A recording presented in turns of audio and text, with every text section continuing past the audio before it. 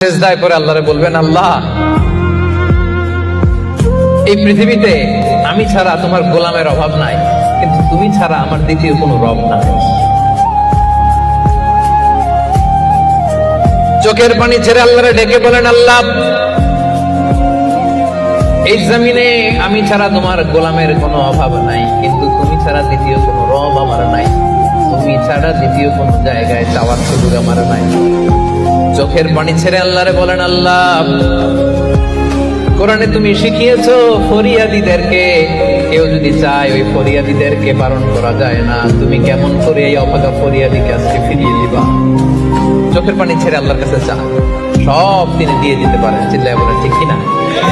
গোটা বিশ্বের সবাই আমাদের যার যা লাগবে সব যদি আল্লাহর কাছে চাই, আল্লাহ যদি সবাইকে সবকিছু দিয়ে দেয়, আল্লাহ বলে আমার ক্ষমতার 1 ইঞ্চিও কমবে না। চিল্লায় বলেন ঠিক কিনা?